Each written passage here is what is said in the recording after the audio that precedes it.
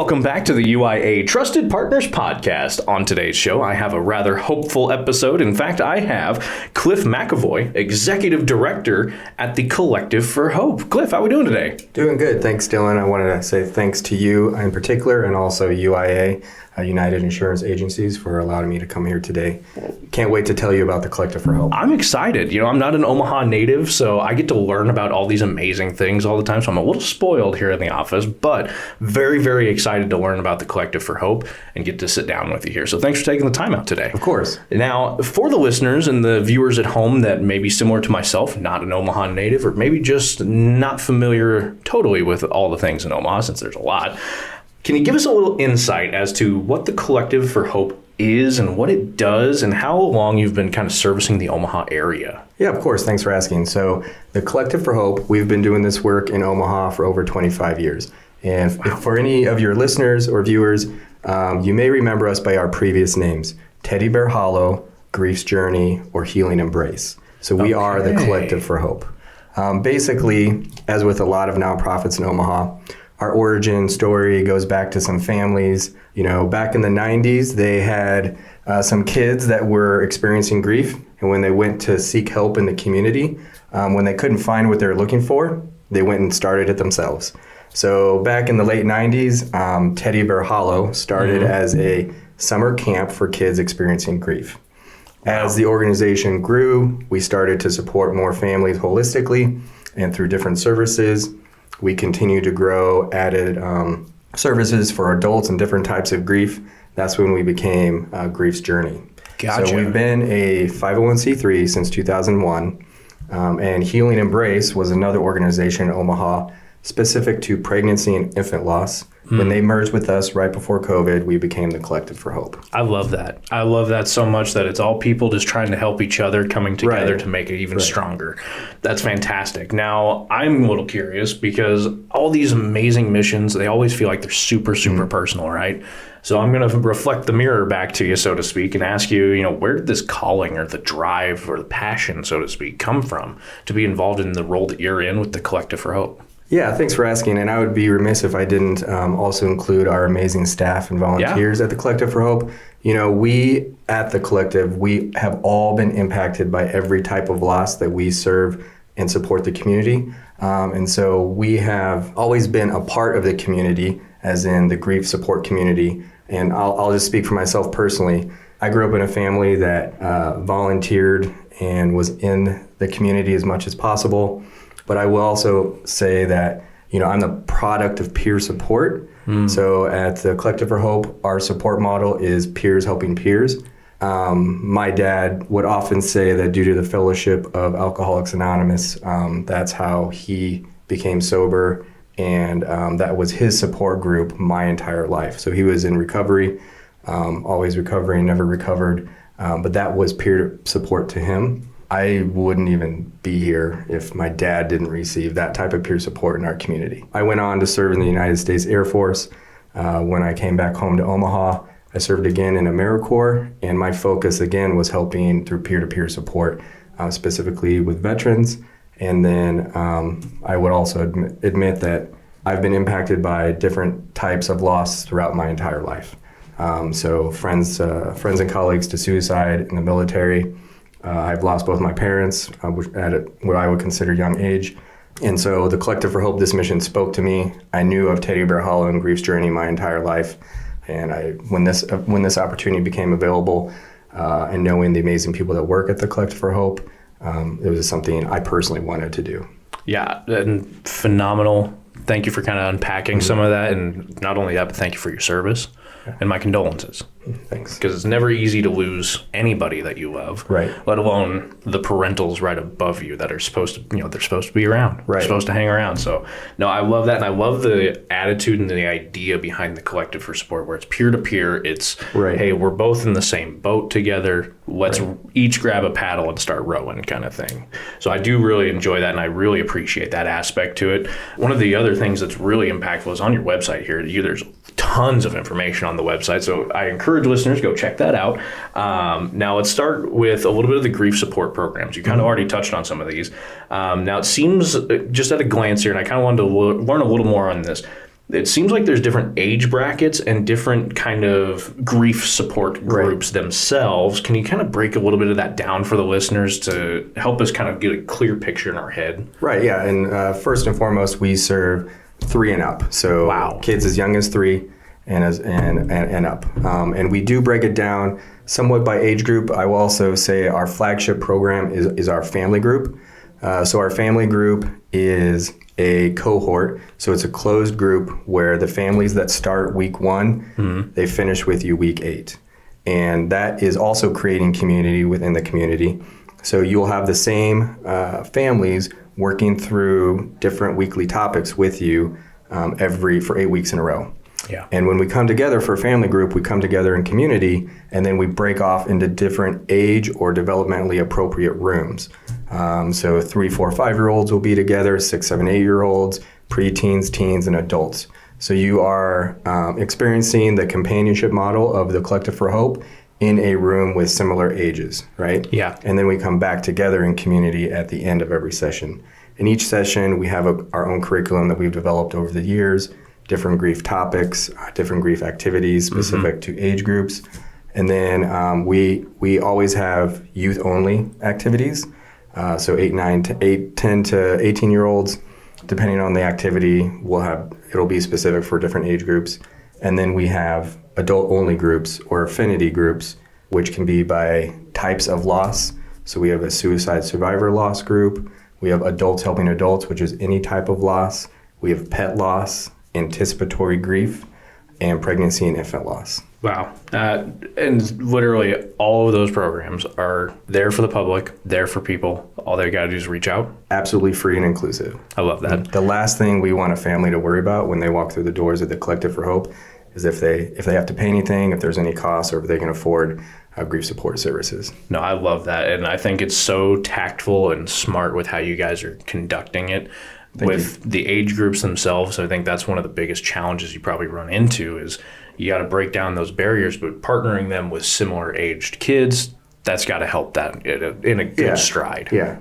No, I do love it. And it's very intentional with what you guys are doing. So a very big support here on my side of the table. Now, something that did make me a little smile on a little happier side of the note here that always is going to bring a smile, I think, to somebody's face here is this little guy. Yeah. I saw him that weighted bears are available. And I'm just so curious, how are these used and what's the best way I can talk to somebody about these and get one potentially? They are very comforting, but I also will, I want you to know it is a very specific type of loss that we're supporting. Gotcha. Weighted bears.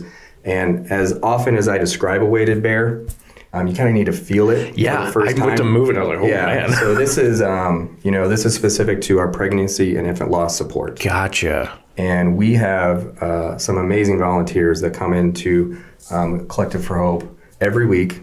Shout out to Tanya, Judy, Robin, and Joyce. We get orders from all over the country.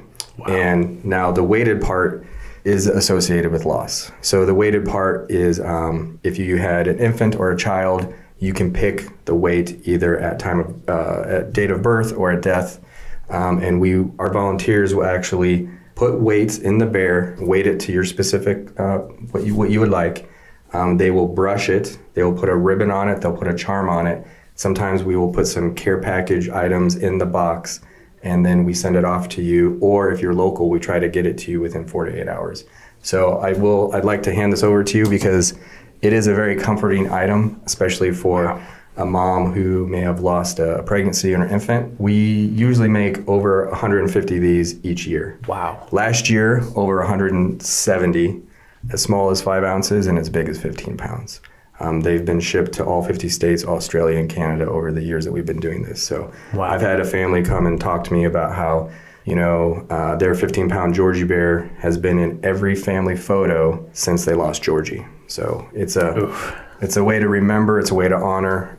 It's also a way to speak the person's name through, and this is all volunteer driven. Yeah, and what a powerful Right. What a powerful statement. I mean, just what it stands for alone, let alone just for our viewers and listeners, just to take a moment to think about that for just a moment of picking up the specified weight of a person that you once held. just let them have a little moment with that, because wow, powerful, powerful, powerful. I'd also like to mention that my bear here is wearing different colored beads. Yes, he is. These are our honor beads. Okay. So when you come in the Collective for Hope, if you're starting a family group, you'll see a wall of honor beads, and each color represents like a different type of loss. This is a very obvious and visual indicator that you've gone through or you've experienced the same type of loss as someone. So for example, when my son and I went through family group, he put on purple beads for my mom, his granny, when my mom passed away. And when he went into his room, there was another kid wearing purple beads too. And so he knew, without even a word being mentioned, that other kid was experiencing the same type of loss. On the car ride home, he mentioned like, hey, I saw, we became friends. We were both wearing purple beads. So I do want to mention these beads represent my losses currently. One of the things that we like to do at the Collective for Hope is say their names.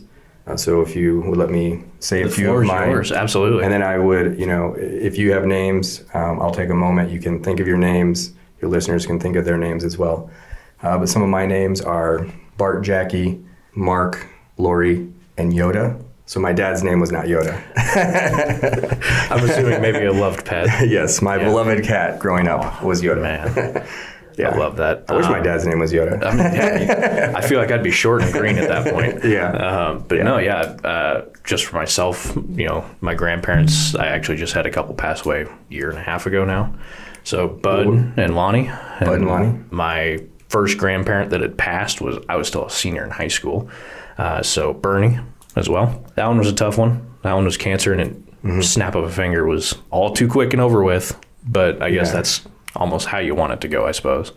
But yeah, thank you for sharing their names. Yeah, I appreciate you giving me the opportunity. Yeah. And again, there's a reason why I love meeting and learning about these organizations, because I find things like these that they speak out to things that resonate with me. Yeah, powerful things that you guys are doing in the community that I'm a sucker for helping people. Yeah. So I love seeing help being helped, So I do love that. Now, thank you for taking a little time with us just to kind of step aside like that, because it's powerful. Take a moment for yourselves. Say their names. It might just help. Now, on social media, everybody's not all the latest and greatest on social media. Not everybody's on it all the time, but I still like to shout out where we can find you to help support the Collective for Hope.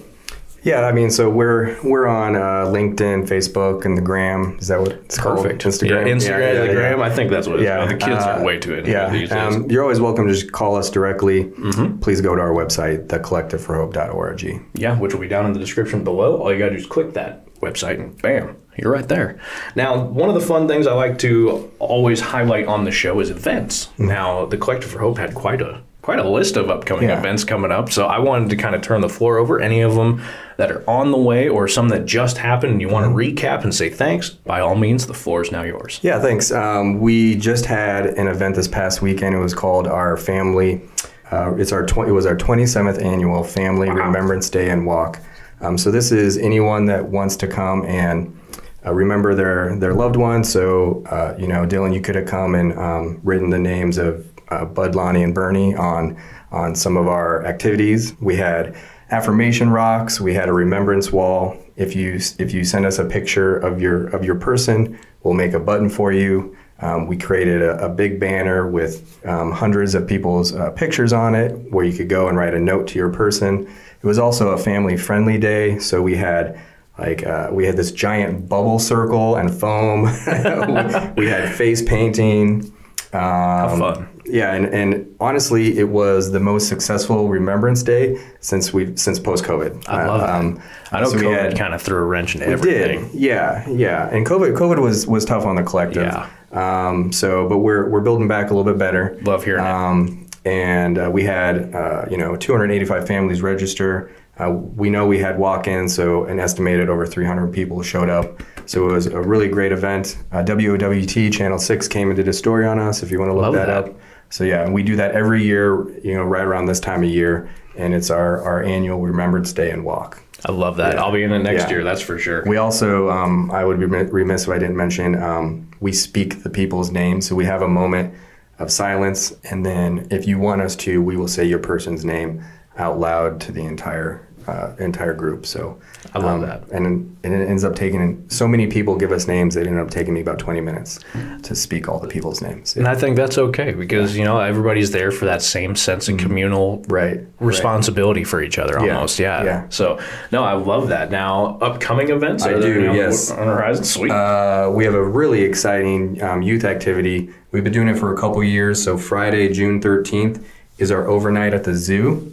Oh, fun. We do this in partnership with Band of the Strong, which is another nonprofit in Omaha that focuses on youth activities with a long history of grief support. So anyone can sign up, 10 to 18. You get to stay overnight at the zoo. Last year we stayed under the tunnel in the aquarium. This year we're staying at Stingray Beach.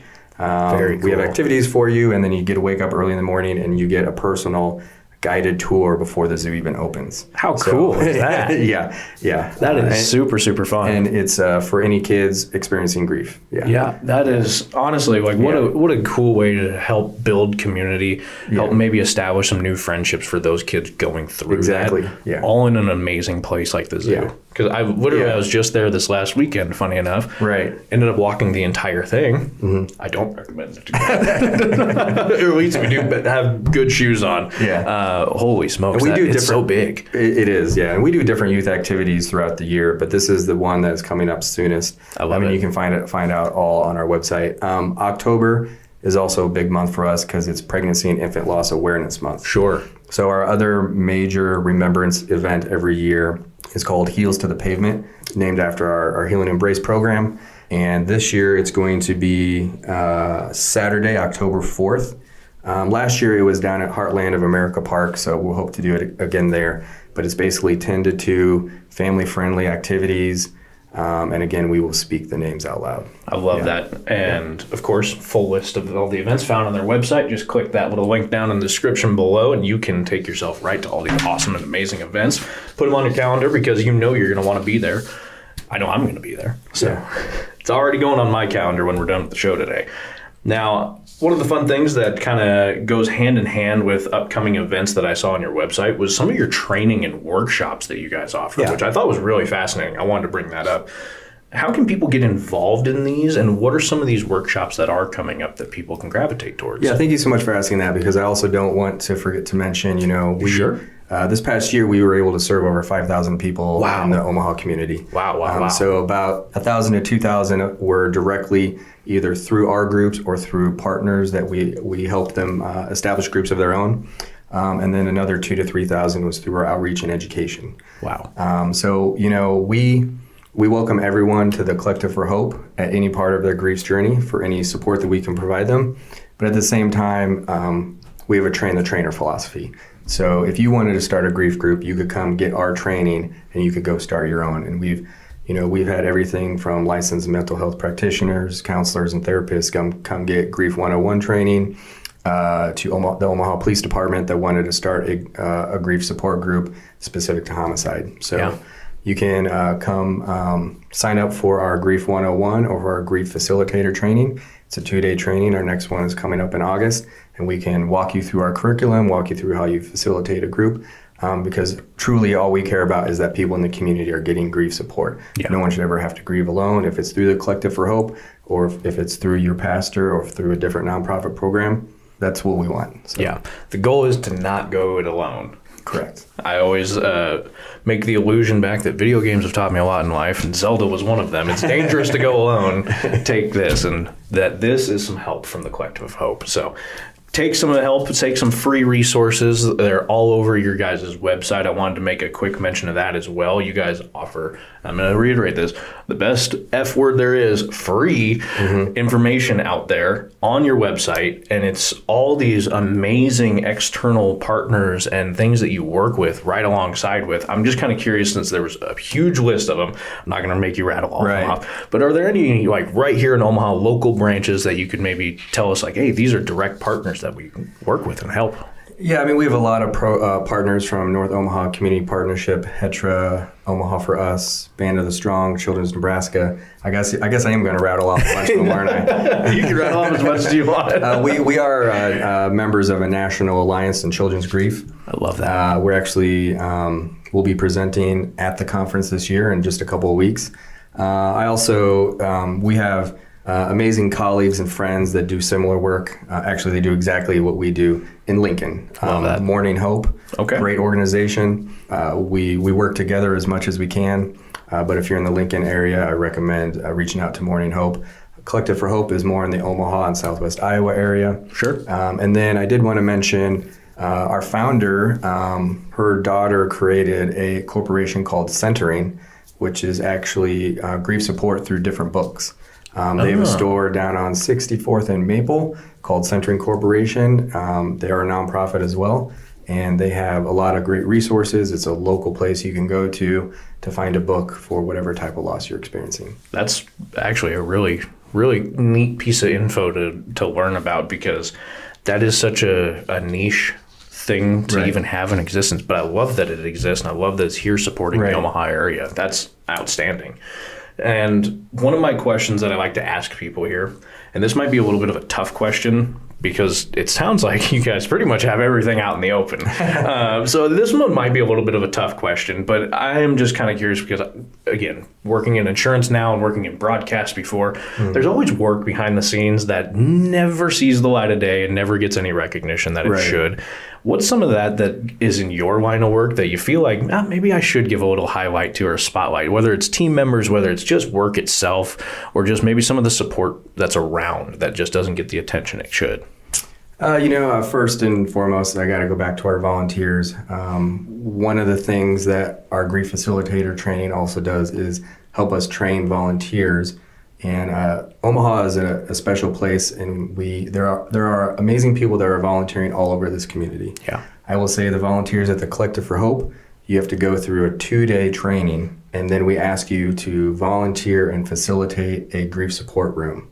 So we rely on volunteers. We can't do our programming without them, and we ask a lot. We ask a lot of them, which is why they're so amazing. Yeah, we have volunteer appreciation events throughout the year. Where we bring our volunteers together, free massages, free food, free gifts, and stuff like that. But we can't do this work without them. Yeah, I love that. Thanks for asking. Of course, because it's all about the people that help make it possible. Yeah. That's why I always like to shine a spotlight on them, because sometimes those people don't like those spotlights shown on them, but they really do deserve it. Yeah. Now, not everything is super easy in the line of business, let alone the world of nonprofits. So I'm very curious to learn what has been one of the major challenges or obstacles that you've had to face at the Collective for Hope, and how did you overcome that? I'm really glad you asked this question, because this might be one of the first times I'm going to mention this publicly.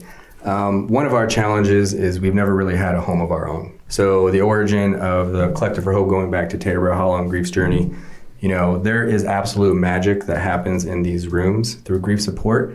But we have been doing this work, and our first office was an old gas station, mortuary basements, strip mall offices.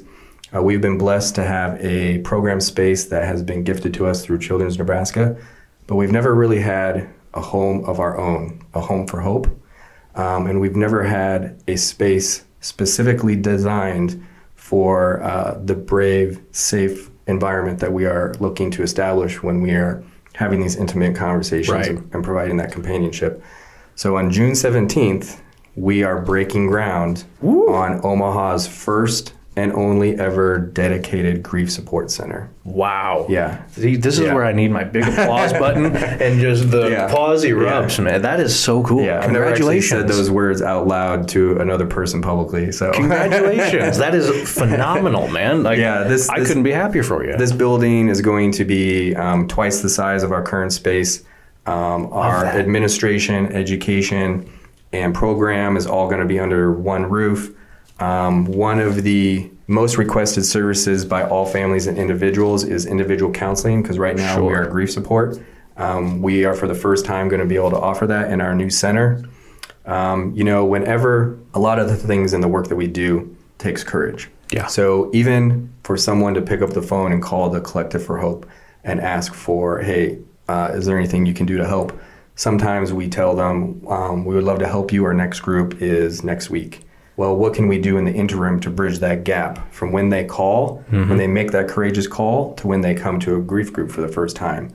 And with new individual counseling, they can come in the next day and they can get some immediate support, which then leads them to our companionship, peer-to-peer grief support group. Phenomenal. So, yeah, I love it, man. Congratulations. We're going to have twice as many. We're going to have a huge outdoor space. Yes. So all these events that we're having outdoors at other locations in Omaha, we can bring them on site. We can do more education. We have an energy room and a quiet room, a sensory friendly room, a mock hospital room for exposure therapy with our counselors. Everything is going to be specifically designed for grief support, and it's going to be the first of its kind type of family grief center in Omaha. I'm excited. Yeah. I'm really excited for that because I'm just kind of sitting here in my head going, this is going to do so much for the Collective for Hope, because now you can have people come to the facility, see firsthand what you're doing. Because some people have, I don't call it a lack of imagination, I just say they don't have an active imagination like myself, to where I can picture walking through, as you were talking, I'm walking through the hall, I'm seeing each room. I feel like for those that don't and can't picture that, as soon as they walk in, they're going to be like, light bulb, I get it. And now that drive is now going to them. So I love it. It's going to be it's almost going to be contagious. It's going to be like a rash that spreads through Omaha. People are going to be like, you got to go see the Collective for Hope's new building. And we're just going to be able to help so many more people, and families and kids, and that's what we're here to do. So, and that's what's awesome about it, is it's all going back for the people you serve. It's happening. It's on the horizon. Yes. Love that. Groundbreaking June 17th. Couldn't be happy for you. Again, Collective Hope, congratulations on that. What has been, and this might have already just been answered, but I'm curious, what's been one of the best moments the Collective for Hope has given you? There are amazing moments every day at the Collective for Hope. Staff at the Collective have heard me say this so many times, but do you ever watch the NCAA basketball tournament? Every year they show this clip from Jimmy V when he was battling his own terminal cancer. And there's this famous quote when he was at an award ceremony, and he says, if you can laugh, cry, and think in any day, that's a heck of a day. Well, we have a lot of days like that at the Collective for Hope, because, through the nature of the work that we do, there is sadness, there's also joy, and we're always thinking about how can we help the community. Since I lost my dad, he was never able to, see me get married or have kids. So even when you remember a person that you loved so much, I will always laugh when I remember one time that he farted too loud in church, right? It wasn't that he farted too loud. It wasn't that he farted. It's that it was loud enough that people actually heard it this time. But even remembering a happy memory also reminds you that person is gone, and I'll never watch Field of Dreams, without my dad and not cry. No, I get that. It's funny enough, you say something like that, because I thought about it. I don't know if I've really been fishing since my grandpa Bernie passed. That was always kind of just our thing to go do, and I don't know if I've been fishing again since. I know I've been out with people fishing. I don't know if I've thrown a line in the water. Maybe I will. Might have to think about that. 3 weeks ago, we had a fishing youth activity. I'm gonna ask you to come next year. I will. And actually, I'll tell you a quick story about. I won't use his name, but he was a kid who came to family group. Sometimes kids don't want to be there, right? He wasn't very talkative. We were asking questions on grief topics. Finally, we did an activity where he wrote his feelings on a Post-it note. And when we put all of the Post-it notes up on the wall, we all recognized we were all having some of the same feelings. So I was his grief facilitator.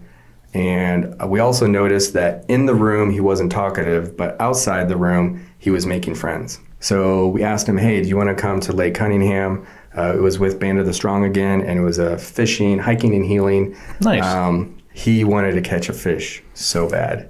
We provided everything for free. We provided all the fishing poles, bait and lures and everything like that.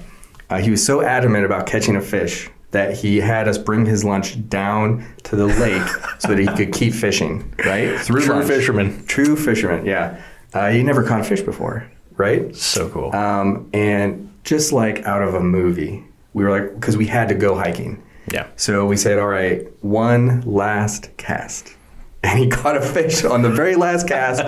All the other kids, because we were all waiting to go, they all ran down to the shoreline and like, oh god, it was almost like proof of concept. It was like, there are fish in this lake. I've been fishing all day. I mean, pictures, the smile on his face. So the smile on his face at the fishing activity versus, the first day at family group, night and day. Yeah. And then we went on the hike. We came back. All the kids, because they had proof that it was possible, we all went back down to the shoreline and ended up catching a lot more fish that day. but you have to start somewhere. It was the first one. They ended up coming back to family group. Was very much more a part of the room. Went to our overnight at the zoo and has continued on with our youth activities. So, I love that. Good for him too. Yeah. And if you know how to fish, we're always looking for people to help us teach fishing at this activity. I can tell you how to get the hook on the line and the whole 9 yards. All right, string Dylan. your rod, all that. I'm going to sign you up. I'd be happy to help. It's always fun to give back, especially when it's nature involved, because I grew up in the Sandhills in Nebraska, so I grew up with more animals than people. I think technically Taylor's a village. That's not even a town. It's a village. So small town world sometimes has its uses in the city. Healing properties of being out in nature. Yeah.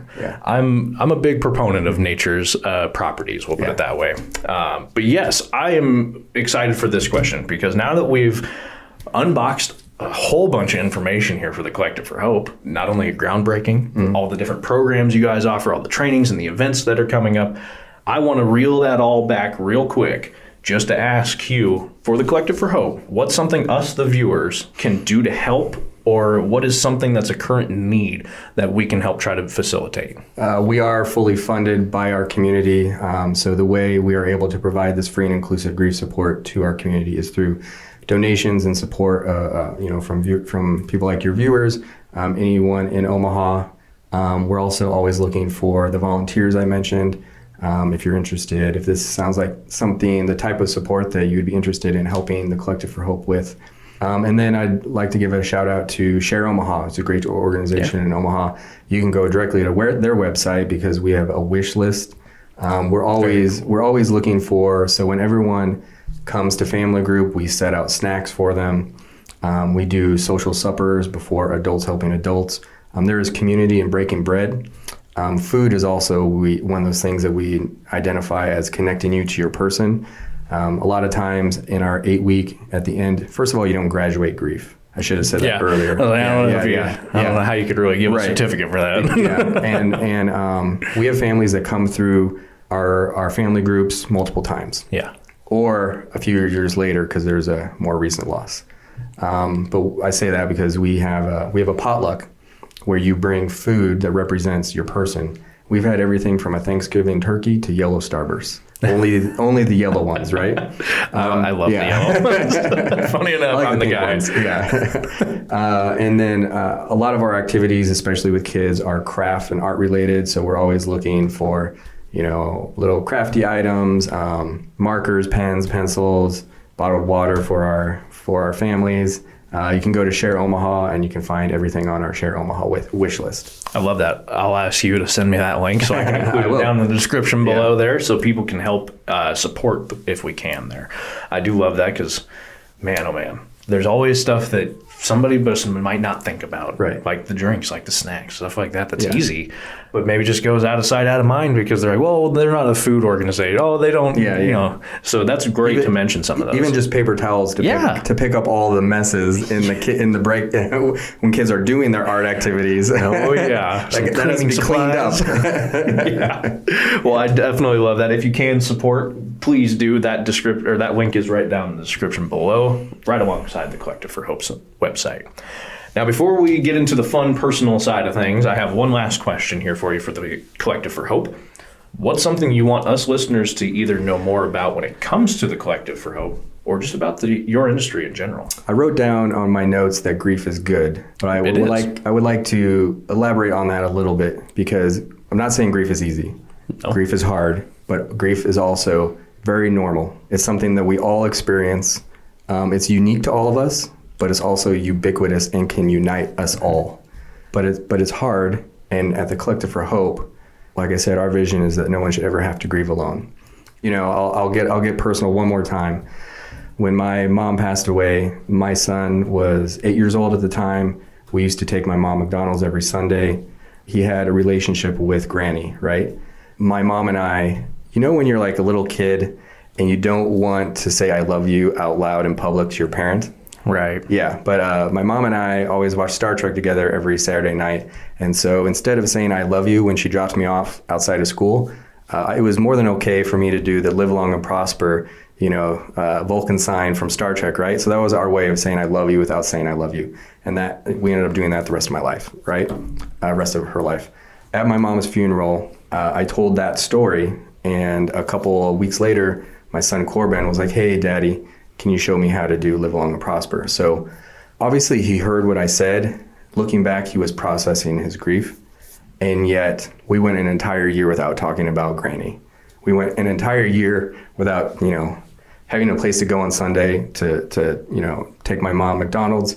Corbin started struggling in school. He was having some problems, and I don't know if it was grief or not, but I will tell you, after working at the Collective for Hope, I was like, all right, I would like my son and I to go through family group.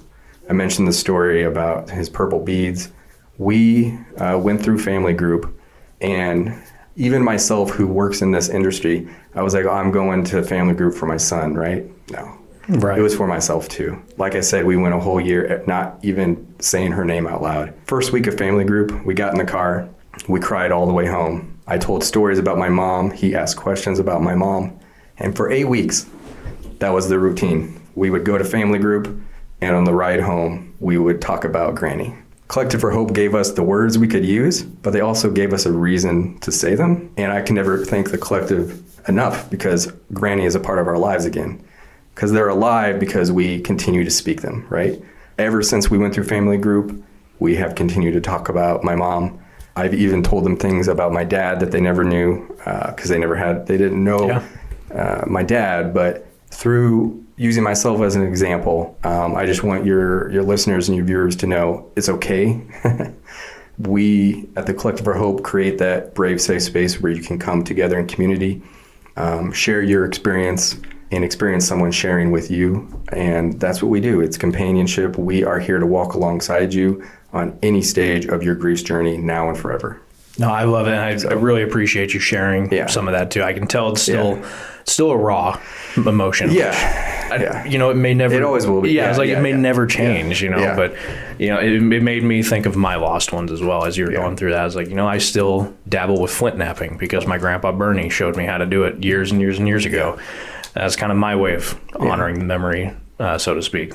Now, if only I could bake, I could honor Grandma's memory. I'm a better cook than a baker. But I really appreciate you showing just that vulnerability side of things, because I think that's arguably human beings' one big hang up, being vulnerable. If you got to be vulnerable, it's weak, right? Yeah. Well, no, that's not the case. That's the army mentality.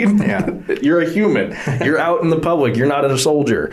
It's okay to have those feelings. So. Right. It's human nature. This is one of the most normal parts of the human experience. Yeah. But that doesn't mean we can't support each other through it. Well, there's only two things guaranteed in life, and that's death and taxes. So, you got to brace yourself for one. The other, unfortunately, you got to deal with every year. But that one. We're not tax support. We're grief support. Exactly. That's where you call the CPA or somebody like that to help you out. But no, that is definitely something that I love about the Collective for Hope, that it is doors open. It's a safe place. It's a secure place. It is a place to feel what you have to feel. Because I'm just speaking maybe a little from experience.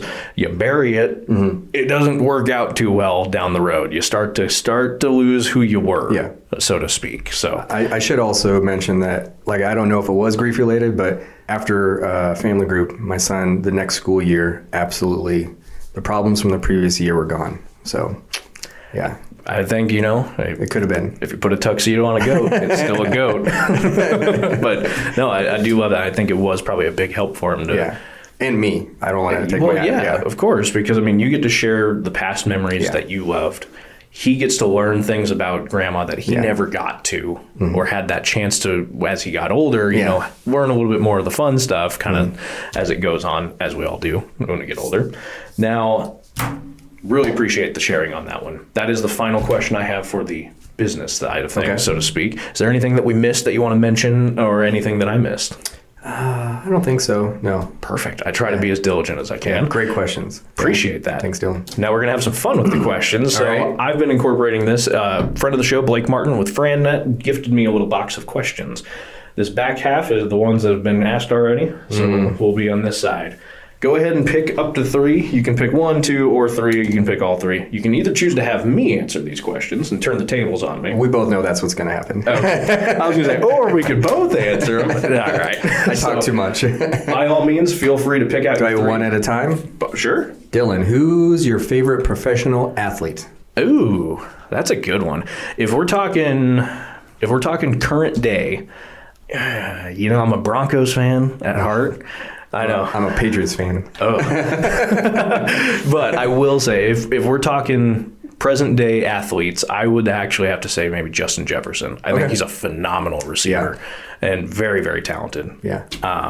If we're talking the past, I'd probably say Michael Jordan or John Elway. Yeah. One of the two there, because that was kind of my childhood in that sense.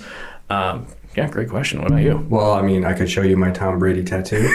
Just kidding. It's on my heart because I love him so much. TB12 right there. Yeah, no, my dad was he grew up outside of Boston. So when he relocated to Omaha, I grew up a Red Sox Patriots fan. So. Yep, and my dad's originally from Colorado, so I grew up a Diamondbacks, Avalanche, and the Rockies fan. The one Patriots game I went to was at Mile High. It was Broncos Patriots. It was back. We lost the game, and I think Jake the Snake was your quarterback. Plumber. Yeah, and one of the worst. That was the only game I saw in person. And we were winning throughout most of the game, and then Broncos somehow he did that. I actually know what game you're talking about. I know, I'm like, I don't know how he did that. Was Champ Bailey intercepted and ran it back?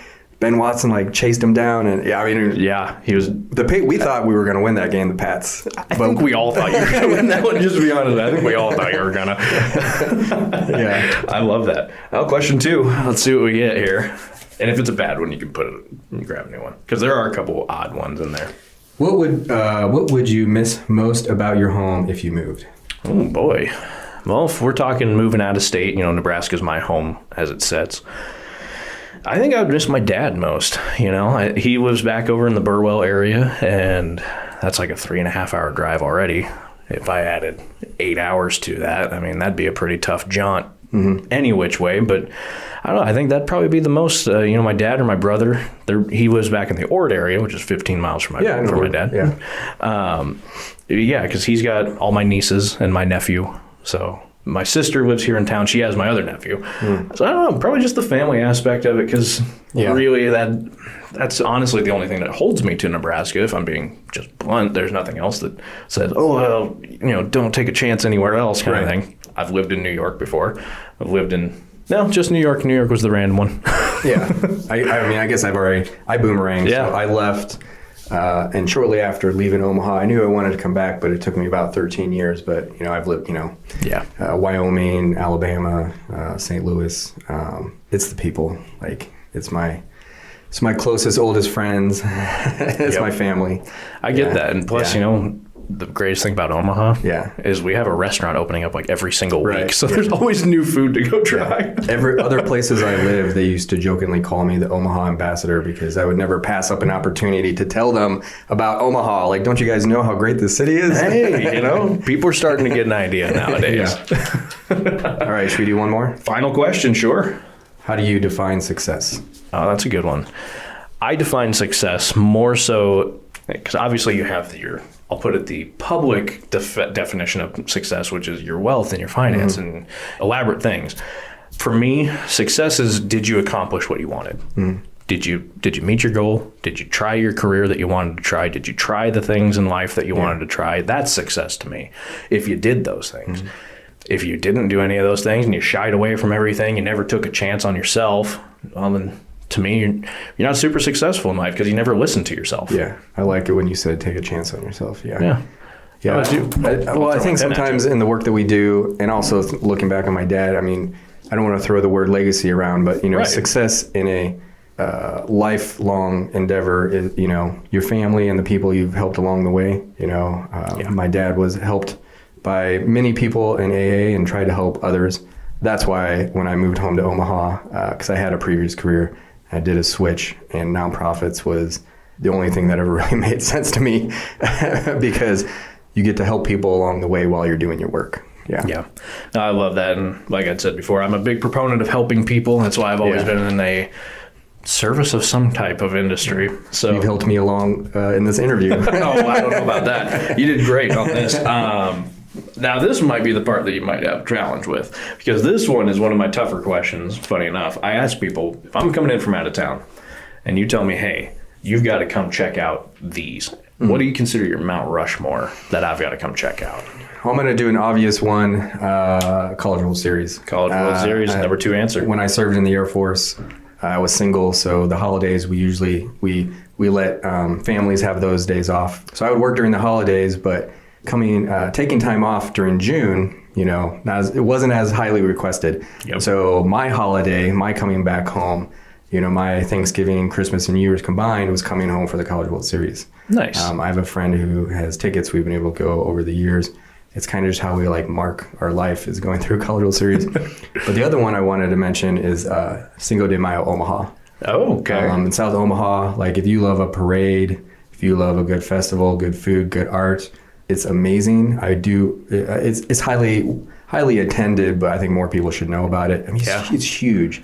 And I've seen it on both ends, just going in, enjoying it, and working and volunteering it through my Rotary Club at the time. And Cinco de Mayo Omaha is, if you haven't experienced it, you have to go see it. 24th Street, it's amazing. So I've got to now, because I know a buddy of mine. He was like, "Yeah, I'm working something over at the Cinco de Mayo event." Didn't even register with me. I'm like, "Oh yeah, there's an actual celebration happening." Oh, it's huge. Yeah, did not even click in my brain. It's a marvel. It's a feat of logistics. The way they pull it together. Yeah. And arguably one of my favorite foods, if not my favorite food, is Mexican food. Yeah. Like Spanish cuisine, that is my jam. I'm a spice person through and through. Unfortunately, that doesn't always jive well in Nebraska. We've got a lot of plain tasting things. Don't want to hurt anybody's feelings there, but spices for me. Now, I love those answers. Is there any other restaurants or anything you want to give a shout out to, just to wrap up your Mount Rushmore, since we got a couple of great things to go check out as far as events go? Any restaurants that have been kind of top of mind lately? I don't get to go there often, but V-Mert's down in the old market. I haven't had that yet. V-Mert's. Great one, yeah. What do they serve there, if you don't mind me asking? The absolute best food I've ever had in my entire life. Okay. Then it's in the passageway. I've had a couple opportunities to have dinner there, or a wine tasting or something. Very cool. Yeah. Well, it's on the list because, I have an ever-growing list of these amazing restaurants. Yeah. No, I appreciate that. And it's always nice to kind of get some outside recommendations for people wanting to kind of come experience new things in Omaha that they may haven't. Now, my last question on the day here for you is kind of an interesting one that I pose.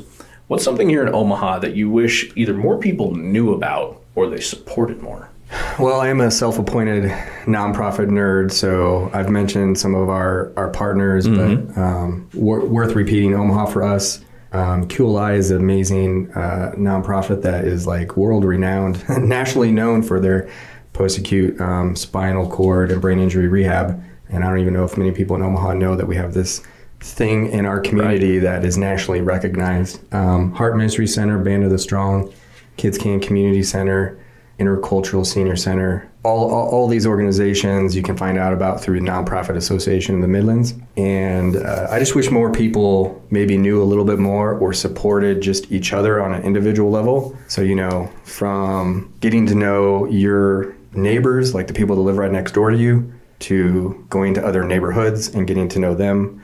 I'm lucky as a nonprofit individual. I love a good event. I go to other events, and I have the luxury of being able to meet other people in other neighborhoods just through my work. But if you have an opportunity, to go to any one of a number of amazing nonprofit festivals or fundraisers, it's a way that you get to know your community. From your neighbors to other neighborhoods. I feel like that's a great way to support each other. I think so too, because I think to just add on to that too, if you're going out to these events and you are already now putting yourself in a position to learn more about that cause itself, which might just speak to you and resonate. Yeah. But not only that, but now you're meeting at least 50 people that are sharing the same interest or sharing the same mindset of, hey, let's come learn about that. Let's come see what this is about. So I do love it, and I support that mission as well, because we do a lot of networking here in the office, because you're only as good as the relationships that you make. I do love a good networking event. Yeah, good networking events. Let me know some ones that I will. Go to. Yeah. Now, of course, listeners and viewers at home, we have had the distinct pleasure of sitting down with Cliff McAvoy, Executive Director at the Collective for Hope. Cliff, before we wrap up the show, is there anything you want to leave the listeners off with that we may have missed? I just want to thank your listeners, viewers. Thank you, Dylan. Thank you for sharing your names with me. And if there's anything we can do for anyone in Omaha on any part of their grief's journey, just remember our name, the Collective for Hope. Remember the name, the descriptions down below. There's also the links to the show and to the other resources as well that we've mentioned. So be a friend, tell a friend, share this episode out on your social medias, and go ahead, give a like and a follow to the Collective for Hope on Facebook, Instagram, and LinkedIn, and stay up to date with all the amazing support and help that they can offer. Cliff, one more time, thanks for coming on to the show. Thank you. I need my applause button to wrap the show up, but thank you, listeners, for tuning in as well. We'll, of course, always have more next time, right here on the UIA Trusted Partners Podcast.